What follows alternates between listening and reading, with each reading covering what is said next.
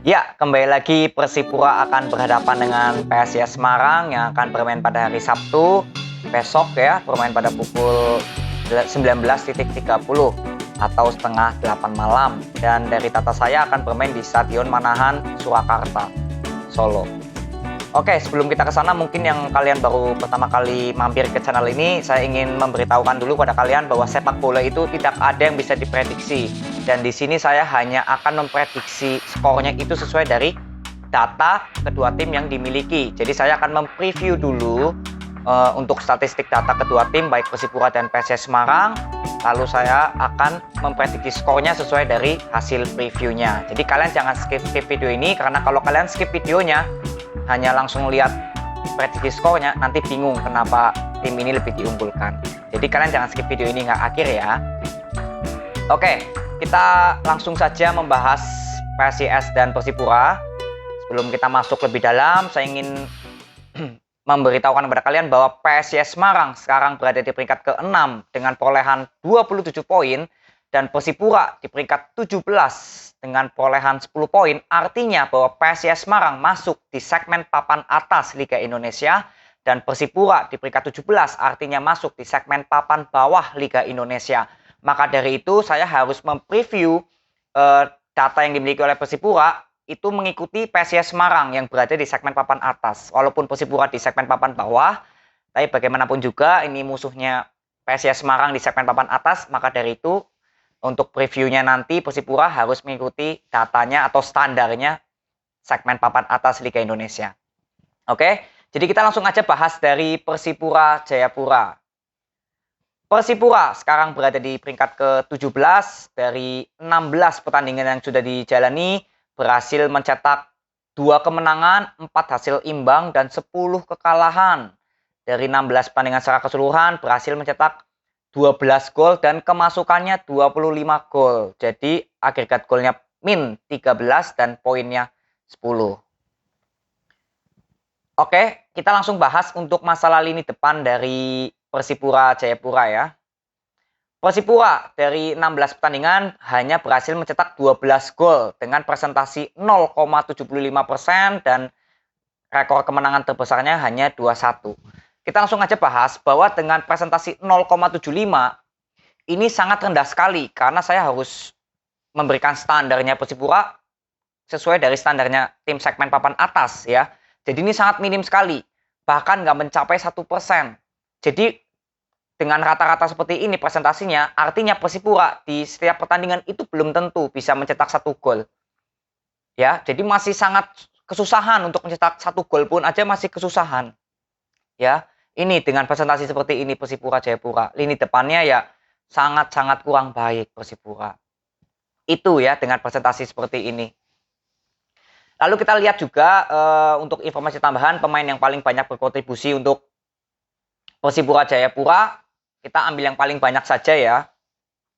Itu ada Pak Habol yang memberikan 4 gol. Lalu hanya Pak Habol saja yang sisanya mencetak 2 gol, 1 gol sudah saya nggak hitung ya, karena ini sudah masuk ke 16 pertandingan, jadi saya ambil yang paling banyak. Jadi Persipura hanya punya 1 nama yaitu Pak Habol saja. Lalu di top assist ada Kayame memberikan 3 assist dan siapa ini? Hedipo 2 assist. Jadi hanya ada 2 pemain yang memberikan assist yaitu ada Kayame dan Hedipo. Jadi total ada 3 pemain saja yang cukup banyak memberikan kontribusi untuk Persipura. Ya, ini datanya itu untuk informasi tambahan. Jadi ibaratnya ini pemain yang paling berbahaya lah untuk Persipura nanti menghadapi PSIS Semarang. Lalu kita lihat di lini pertahanannya ini ya Persipura Jayapura. Persipura Jayapura dari 16 pertandingan ini kemasukan 25 gol dengan presentasi 1,56% dan rekor kekalahannya 0-3. Nah, di sini Persipura dengan kemasukan 1,56% artinya apa? Bahwa setiap laga itu Persipura sudah pasti kemasukan 1. Ya, sudah pasti gitu. Dan sisanya 0,56% artinya bahwa Persipura sering juga kemasukan 2 gol. Ini kalau presentasinya masih 1,10 atau 1,1020 gitu kan tandanya masih untuk kemasukan 2 itu masih jarang ya. Tapi dengan presentasi 1,56 ini artinya Persipura sudah sering kemasukan 2 gol gitu. Ini untuk lini belakangnya juga disimpulkan ya sangat kurang baik. Ya, kalau kita ambil datanya, karena kalau standarnya di segmen papan atas atau boleh dibilang segmen papan tengah deh, itu ya paling nggak 1% lah. Tapi ini sudah melebihi cukup jauh, jadi ya lini pertahanan dari Persipura ini perlu dipertanyakan. Jadi ya itu, lini belakangnya sangat kurang baik.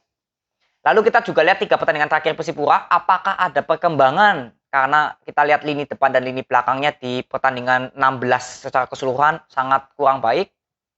Kita lihat 3 pertandingan terakhir Persipura.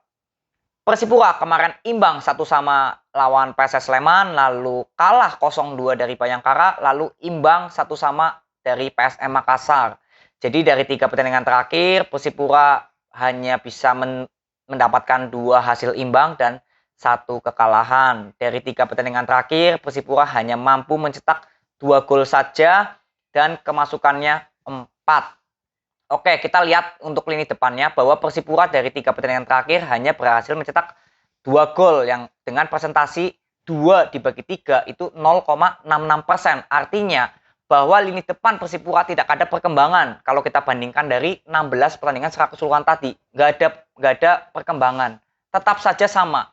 Nggak ada kenaikan juga nggak ada penurunan. Jadi masih sama kesimpulannya. Masih susah untuk mencetak gol. Itu kesimpulannya untuk Persipura di lini depannya. Baik 15 pertandingan secara keseluruhan dan 3 pertandingan terakhir. Lalu di lini belakangnya dari 3 pertandingan terakhir kemasukan 4. Jadi 4 dibagi 3 itu sudah 1,33%. Artinya Persipura tetap saja masih walaupun ada sedikit perkembangan yang bagus ya. Tetap ada, tapi untuk garis umumnya, kesimpulan umumnya, Persipura tetap saja di lini belakangnya masih di rata-rata pasti kemasukan 1 per laga. Jadi intinya di lini belakang Persipura pun nggak ada perkembangan yang cukup baik. Karena presentasinya tetap saja masih di atas 1% kemasukannya. Ya ini 1,33% kemasukannya. Ya, jadi kesimpulannya untuk Persipura baik lini depan, lini belakangnya dari 15 pertandingan secara keseluruhan dan 3 pertandingan terakhir, lini depannya masih seret gol atau susah untuk mencetak gol, dan lini belakangnya di pertahanannya masih tetap kurang baik untuk Persipura Jayapura. Itu. Jadi kalau kita bicara data, ya Persipura ini PR-nya harusnya bisa cepat diperbaiki agar cepat juga keluar dari zona degradasi ini. Ya, itu Persipura. Lalu kita langsung melihat PSIS Semarang. Saya lupa tadi ingin mengatakan bahwa data yang saya ambil ini posisi Arema dengan Borneo belum main. Ini lagi main nih, Arema dan Borneo lagi main. Jadi saya nggak nonton, tapi nanti saya bisa nonton cuplikan ulangnya. Bahwa sekarang Borneo masih di peringkat ke-7, tapi misalkan kalau nanti menang atas Arema Malang, ya PSIS Semarang akan turun ke peringkat ke-7. Tapi karena ini posisinya saya mengambil video ini Arema dan Borneo lagi main dengan kedudukan masih 0-0, ya saya ambil PSIS Semarang masih ada di peringkat ke-6 atau segmen papan atas.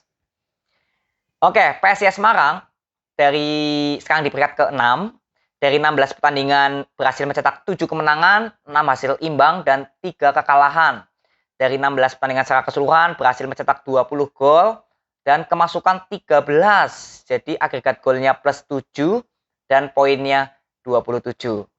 Langsung kita melihat PSIS Semarang, karena ini kemarin menang 3-2, pasti ada perubahan datanya nih, lini depan dan lini belakangnya. Kita lihat lini depannya. PSIS Semarang dari 16 pertandingan berhasil mencetak 20 gol dengan presentasinya 1,25%. Ya, kembali lagi saya harus menjelaskan lini depan PSIS Semarang di keseluruhan ini ya, 16 pertandingan secara keseluruhan, bahwa dengan presentasi 1,25% ini, kembali lagi PSIS Semarang ini masih sama, masih bermasalah di masalah mencetak gol. Kalau di rata-rata kan sudah pasti per laga mencetak 1 gol, itu sudah pasti. Tapi dengan presentasi sisanya 0,25 menandakan bahwa PSIS Semarang untuk mencetak 2 gol aja itu masih susah gitu. Jadi boleh dibilang dengan, apalagi PSIS Semarang ini kan udah di segmen papan atas, paling enggak tuh standarnya 1,5% lah. Tapi ini masih di bawah, masih 1,25, ya artinya PSIS Semarang ya masih bergulit di masalah mencetak gol aja. Power mencetak golnya ini masih kurang. Walaupun sudah ada, tapi masih kurang aja, kurang mantep. Harusnya sudah melebihi 1,5%, harusnya sudah ke situ. Tapi ini kembali lagi PSS Semarang di lini depannya masih sedikit kurang baik. Karena PSS Semarang sudah di segmen papan atas ya. Ini faktanya. Dan rekor kemenangan terbesarnya yaitu 3-0. Oke, kita langsung lihat pemain yang paling banyak berkontribusi untuk PSIS Semarang sejauh ini. Kita lihat.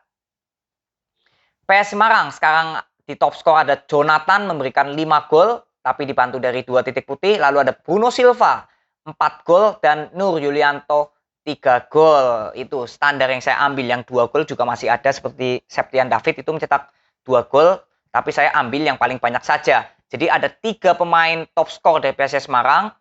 Ya, ini lalu top asisnya ada Septian David dengan 4 asis dan Komarudin 2 asis. Jadi kalau di total ini ada 5 pemain yang cukup berbahaya atau memberikan kontribusi paling banyak sejauh ini untuk PSIS Semarang. Ya, ini datanya ada Jonathan, Bruno Silva, Nur Yulianto, dan Septian David Komarudin. Jadi ada 5 pemain yang cukup paling banyak memberikan kontribusi yang artinya berbahaya untuk Persipura Jayapura nanti. Itu. Lalu kita lihat juga di lini belakangnya PSIS Semarang bagaimana. PSIS Semarang dari 16 pertandingan secara keseluruhan kemasukan 13 dengan presentasi 0,81% dan rekor kekalahan terbesarnya hanya 0-1 saja ya. Oke, kita langsung bahas untuk masalah ini belakang PSIS Semarang. PSIS Semarang saya sudah sering membuat previewnya ya, dan saya sering bilang bahwa PSIS Semarang ini di lini belakangnya bagus. Waktu itu tuh 0,6. Terus kemarin saya buat tuh 0,7 ya. Dan ini sekarang 0,81. Artinya di lini belakang dari PSIS Semarang di keseluruhan ini presentasinya naik. Kalau pertahanan presentasinya naik artinya kurang bagus. Dan grafiknya menurun di lini pertahanan dari PSIS Semarang. Jadi tanda tanya untuk PSIS Semarang ini. Dengan presentasi seperti ini ya saya bilang tadi bahwa rata-rata di segmen papan atas itu standarnya 0,8 ya, boleh dibilang ini PSIS Semarang juga sama lah di 0,8 lah walaupun 0,81%. Jadi sudah cukup baik ya sudah cukup baik, tapi kurang mantep aja gitu. Dan yang perlu diingat bahwa PSIS Semarang di lini belakangnya itu ya di pertandingan preview-preview saya sebelum ini itu rata-rata kemasukannya selalu di bawah 0,8, 0,7, 0,7 sekian gitu. Dan ini justru malah naik. Jadi artinya ada kemunduran di lini belakang dari PSIS Semarang. Ya, ini yang perlu dicermati PSIS Semarang di lini belakangnya. Walaupun dengan keseluruhan datanya ini saya masih bilang oke, baik gitu. Tapi kalau mau lihat progresnya PSIS Semarang di pertandingan-pertandingan sebelumnya ada kemunduran. Ya, ada perkembangan yang menurun di lini pertahanan dari PSIS Semarang. Itu. Lalu kita lihat juga di 3 pertandingan terakhirnya PSIS Semarang bagaimana, apakah ada perkembangan. Kita lihat PSIS Semarang di 3 pertandingan terakhir kemarin menang 3-2 atas Persita Tangerang, lalu kalah 1-2 dari PSIS Sleman dan imbang 0-0 atas Bayangkara. Jadi dari 3 pertandingan terakhir PSIS Semarang berhasil mencetak 1 kemenangan, 1 hasil imbang dan 1 kekalahan. Dari 3 pertandingan terakhir PSIS Semarang berhasil mencetak 4 gol dan kemasukannya 4. Oke, di sini baru kita bisa menyimpulkan dulu di lini depannya. Dengan PSIS Semarang dari 3 pertandingan terakhir berhasil mencetak 4 gol. Artinya kalau 4 dibagi 3 itu 1,33%. Artinya bahwa lini depan PSIS Semarang dibandingkan 16 pertandingan secara keseluruhan ini tetap sama. Tetap sama saja, nggak ada perkembangan atau penurunan, nggak ada. Tetap saja masalah untuk power mencetak golnya ini masih bergelut aja di situ. Walaupun memang kemarin lawan Persita berhasil mencetak 3 gol. Tapi kalau kita ngomongin data, itu kan keseluruhan. Ya intinya tetap PSIS Semarang ini masih di lini depannya masih bergulit di masalah mencetak gol. Intinya itu kalau kita ngambil keseluruhannya dari 3 pertandingan terakhir. Walaupun kemarin menang mencetak 3 gol ke gawang Persita, ya ini presentasinya seperti ini. Jadi saya hanya membacakan sesuai dari fakta rata-rata dari 3 pertandingan terakhir. Dan lini belakangnya dari 3 pertandingan terakhir itu kemasukan 4 juga dengan presentasinya 1,33%. Artinya bahwa di lini belakang dari PSIS Semarang kembali lagi kalau kita bandingkan dari 15 pertandingan keseluruhan ada kemunduran, ada penurunan. Ini yang saya bilang pertahanan PSIS Semarang ini ada penurunan ini. Kalau saya bilang di 15 pertandingan secara keseluruhan tadi masih cukup oke, walaupun sudah di batas standarnya di tim papan atas, segmen papan atas, ternyata di 3 pertandingan terakhir justru PSIS Semarang malah ada penurunan di lini belakangnya. Jadi ini yang perlu dicermati bahwa PSIS Semarang kembali lagi di lini belakangnya ya, karena kesimpulan besarnya ya, baik 15 pertandingan secara keseluruhan dan 3 pertandingan terakhir, PSIS Semarang ini di lini depannya masih bergulit di masalah mencetak gol. Tapi di lini belakangnya ada penurunan yang artinya di lini belakangnya ini harus dicermati. Karena PSIS Semarang ini di lini depannya sudah boleh dibilang kesusahan untuk mencetak gol, dan di lini belakangnya ada suatu kemunduran nih, penurunan. Jadi harus cepat-cepat dicermati oleh PSIS Semarang. Dengan hasil-hasilnya ini nanti bisa kita lihat di 3 pertandingan ke depan ini. Karena ini ada perkembangan yang cukup mundur dari PSIS Semarang, tapi di lini depannya sih tetap yaitu masih susah untuk mencetak gol aja, intinya itu. Harusnya sudah di angka 1,5% ya. Tapi ini kembali lagi PSIS Semarang datanya seperti ini, jadi saya hanya membacakan sesuai dari faktanya dan saya menyimpulkan seperti itu PSIS Semarang. Ya.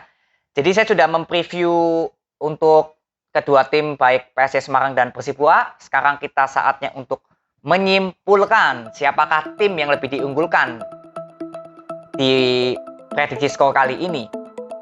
Oke, kita lihat dulu di lini depan deh. Aku mau bahas dari lini depannya dulu. Tata klasemen nanti terakhir ya. Di lini depannya dulu. Kita lihat ya, dari 15 pertandingan secara keseluruhan, PSIS Semarang itu berhasil mencetak 20 gol dengan presentasi 1,25%, dan Persipura berhasil mencetak 12 gol dengan presentasi 0,75%. Artinya dari 15 pertandingan secara keseluruhan tetap PSIS Semarang diunggulkan, walaupun ya di sini kelasnya ya. Kalau PSIS Semarang ini masih belum terlalu ada power banget untuk mencetak gol, tapi kalau Persipura justru malah untuk mencetak 1 gol pun juga masih susah. Jadi ini arti presentasinya. Jadi dari data keseluruhan 16 pertandingan secara keseluruhan di lini depannya PSIS lebih diunggulkan. Dan di 3 pertandingan terakhir, jika PSIS Semarang berhasil mencetak 4 gol dengan presentasi 1,33% dan Persipura hanya bisa mencetak 2 gol dengan presentasi 0,66%, ya artinya kembali lagi di sini 3 pertandingan terakhir tetap PSIS Semarang lebih diunggulkan ya. Jadi di lini depan kesimpulannya PSIS Semarang yang lebih baik dari Persipura. Lalu kita lihat di lini belakangnya.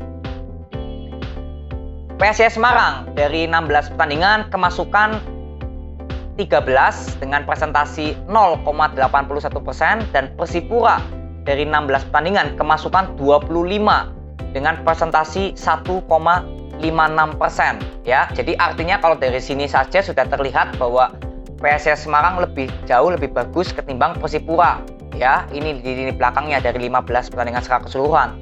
Dan di 3 pertandingan terakhir, jika PSIS Semarang kemasukan 4 gol di 3 pertandingan terakhir dengan presentasinya yaitu 1,33%, dan Persipura kemasukan 4 dengan presentasi juga sama 1,33%, artinya di lini belakang kedua tim ini ya itu tetap seimbang, walaupun PSIS Semarang sebenarnya ada penurunan ya tadi saya bilang ya, dan Persipura tetap sama ya. Tapi bagaimanapun juga lini belakang kedua tim ini kalau kita lihat dari presentasinya seperti ini ya tetap PSIS Semarang yang lebih baik di lini belakangnya ketimbang Persipura Jayapura ya. Jadi sudah ada 2 nih yang mengunggulkan PSIS Semarang.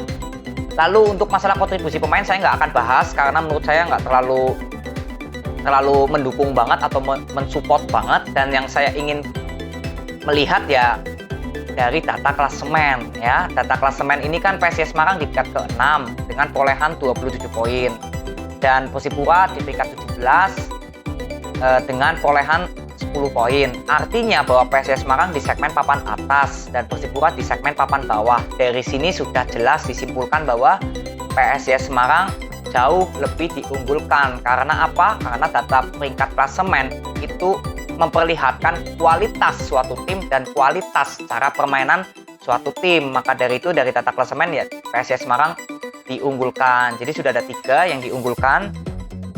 Lalu untuk informasi tambahan juga lah ya, saya juga ingin memberikan ini untuk PSIS Semarang juga. Masalah data klasemen perform deh, kita bahas data klasemen perform dari 6 pertandingan terakhir. PSIS Semarang ini berada di peringkat ke-12 ya, saya kaget juga nih.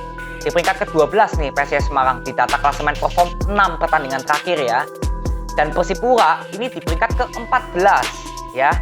Jadi perbedaannya kenapa PSIS Semarang di peringkat ke-12? Karena dari 6 pertandingan terakhir itu hanya berhasil mencetak 2 kemenangan, 2 hasil imbang, dan 2 kekalahan. Jadi kalau boleh dibilang ini PSIS Semarang 6 pertandingan terakhir itu hanya mampu mendapatkan 8 poin saja ya. Dan Persipura di 6 pertandingan terakhir itu berhasil mencetak 1 kemenangan, 2 hasil imbang, dan 3 kekalahan. Jadi kalau Persipura ini berhasil mendapatkan 5 poin ya. Jadi perbedaannya di sini memang jelas ya, PSIS Semarang masih tetap diunggulkan walaupun data klasemen perform ini berbedanya hanya 1 tingkat aja ya, 2 tingkat ya. Tapi intinya tetap PSIS Semarang tetap diunggulkan dari data klasemen 6 pertandingan terakhir. Ya sudah 4 PSIS Semarang yang diunggulkan. Tapi Persipura di sini untuk informasi tambahan ya, Persipura ada grafik yang bagus ya, karena terakhir ini Persipura berada di peringkat 18 loh performnya ya. Tapi ini sudah naik nih Persipura. Jadi ada kebangkitan sebenarnya untuk Persipura Jayapura ya itu. Oke, jadi saya sudah menyimpulkan untuk masalah lini depan PSIS Semarang yang lebih baik, di lini belakang juga PSIS Semarang yang lebih baik. Lalu untuk data klasemen ya, kembali lagi PSIS Semarang di segmen papan atas dan Persipura di segmen papan bawah ya, PSIS Semarang kembali yang diunggulkan. Lalu untuk data perform 6 pertandingan terakhir itu boleh dibilang walaupun PSIS Semarang diunggulkan, tapi nggak terlalu berbeda jauh dengan Persipura. Ini yang perlu ditanda tanyakan ya. Jadi dalam arti kata Persipura tetap masih ada harapan untuk bisa membuat kejutan melawan PSIS Semarang nanti. Itu intinya kalau kita lihat dari 6 pertandingan terakhir ya. Oke, jadi kalau kesimpulan seperti ini jelas di prediksi pertama PSIS Semarang yang diunggulkan atau yang paling tertinggi dari data ini ya.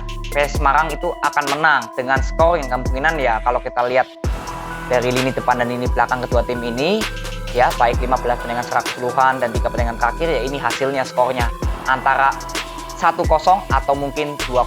Apakah bisa clean sheet PSIS Semarang? Ya ini kembali lagi kalau kita lihat lini belakang dari PSIS Semarang kan saya sudah bilang ada penurunan. Tapi Persipura pun di lini depannya juga masih kesulitan mencetak gol. Maka dari itu harusnya kalau dari data ini PSIS Semarang harusnya bisa menang itu tanpa kebobolan. Harusnya bisa kalau kita lihat dari data ini ya. Tadi kan saya sudah menyimpulkan itu garis kesimpulan yang paling tinggi lah, intinya seperti itu ya. Lalu di prediksi kedua yang hasilnya masih 50-50 bisa terjadi, dan kembali lagi ini sangat bisa karena kita lihat dari 6 pertandingan terakhirnya Persipura itu ada peningkatan. Jadi di prediksi kedua kemungkinan juga bisa hasil imbang.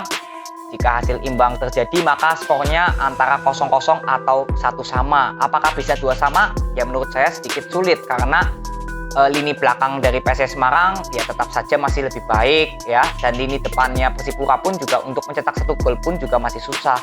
Jadi untuk masalah hasil imbang ya ini antara 0-0 atau 1 sama. Lalu di prediksi ketiga, jika Persipura memang bisa membuat kejutan ya bisa memenangkan pertandingan ini dengan skor ya 1-0 sudah. Apakah bisa 2-1 atau 2-0? Ya kalau dari data ini sangat sulit untuk Persipura bisa mencetak 2 gol ke gawang PSIS Semarang. Tapi ya paling standarnya ya ini 1-0 kalau kita simpulkan dari presentasinya lini belakang PSIS dan lini depannya Persipura Jayapura. Jadi ini skornya 1-0 jika Persipura bisa membuat kejutan. Jadi itu aja yang aku bisa bagikan kepada kalian dengan prediksi tertinggi dari data ini ya, hasilnya PSIS Semarang akan menang ya dengan skor yang kemungkinan antara 1-0 atau 2-0. Dan itu saja yang bisa saya berikan kepada kalian. Kembali lagi saya ingatkan bahwa sepak bola tidak ada yang bisa diprediksi. Di sini memang walaupun PSIS Semarang diunggulkan sesuai dari data ini, tapi kembali lagi sepak bola nggak ada yang bisa diprediksi, dan tentu saja hasil imbang pun bisa terjadi atau mungkin Persipura bisa membuat kejutan di pertandingan besok ini ya.